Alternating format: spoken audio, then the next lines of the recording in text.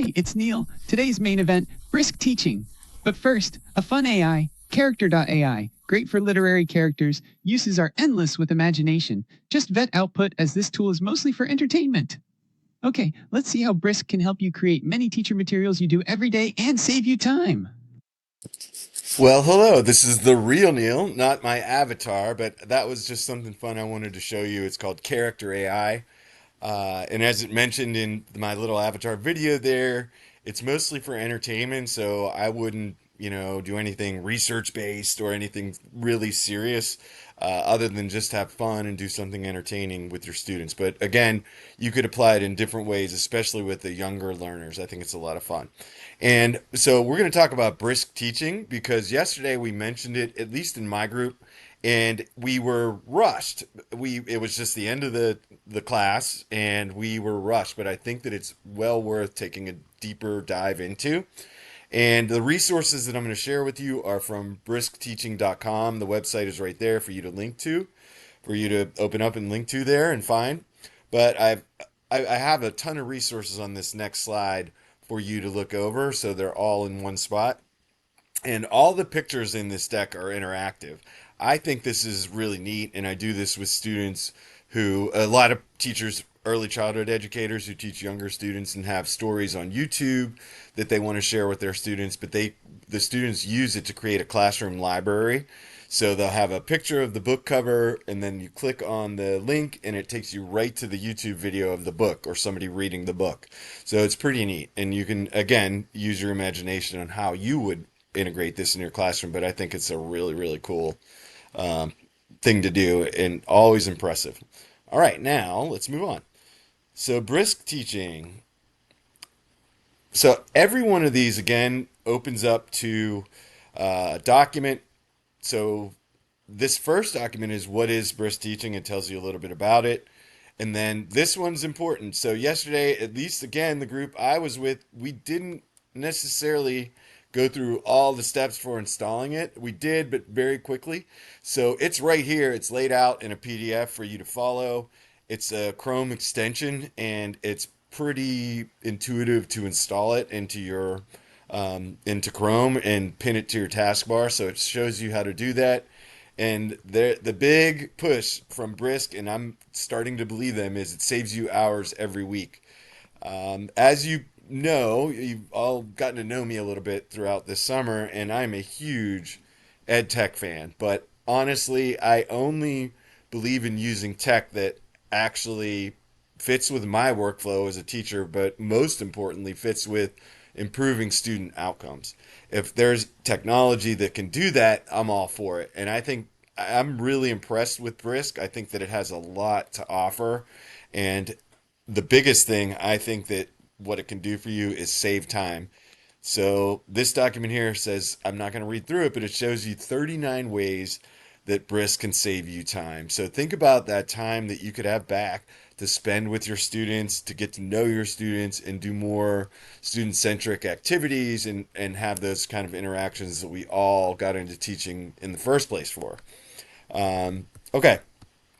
And then there is a bit about, there's a button on Brisk that's called Create Anything. And this document shows you a little bit about that, what you can create with that. I can only show you I can only show you how to create a slide deck today because the to study Brisk it would be hours. It's an amazing tool.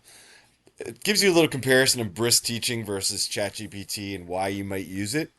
And then a lot of us, in many, many ways, in different formats in our class in the summer, we've talked about privacy and how important that is.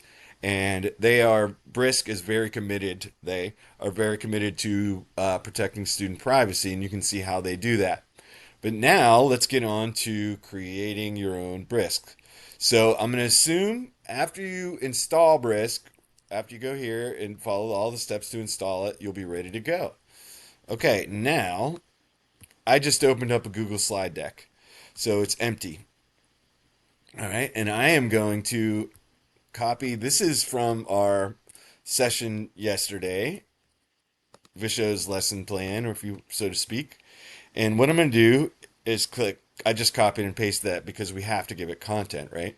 So I'm going to say create, and then from here I just click create, and as you can see, this is what I meant about it would take hours. Look at all of these things you can create.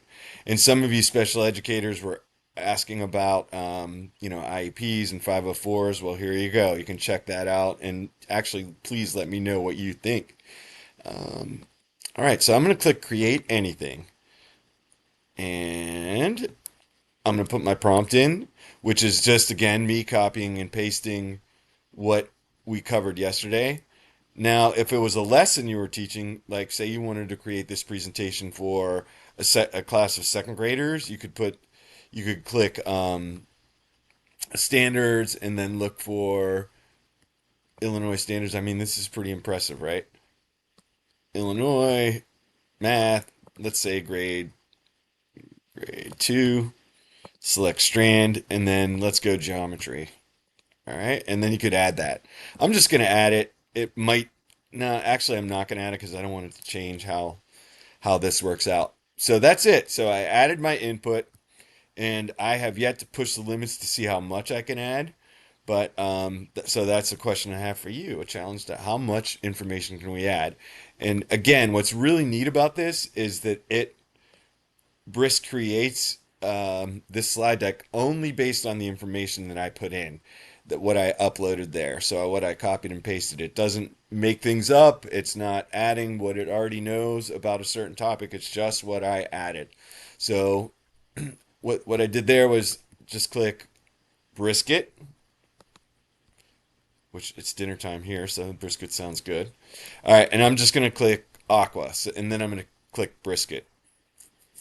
And as you can see, as it's creating it slide by slide.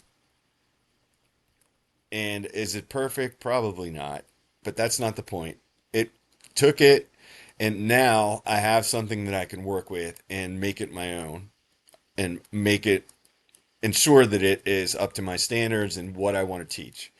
And then it's giving me options here to boost it with translation. Maybe I want to translate it to a different language. Let's say Spanish from Spain. Let's see. Okay, and I'm going to select. And I don't want to take up the time, but as you can see, you can do a lot with this. So now it's in Spanish, and that was just a matter of seconds, as you saw. So those are just a few features of what you can do with Brisk. And then I made it in a way where if it's not in my pinned to my toolbar, which would be this little kind of puzzle piece here, Brisk Teaching, it's in there, so you're going to want to make sure the pin is pinned. But if it doesn't automatically show up, which it does sometimes, I was able to make it Control B, Control Brisk, so I can open it up and then use it if I'm working on a Google Doc or I'm working on Google Slides or whatever it might be.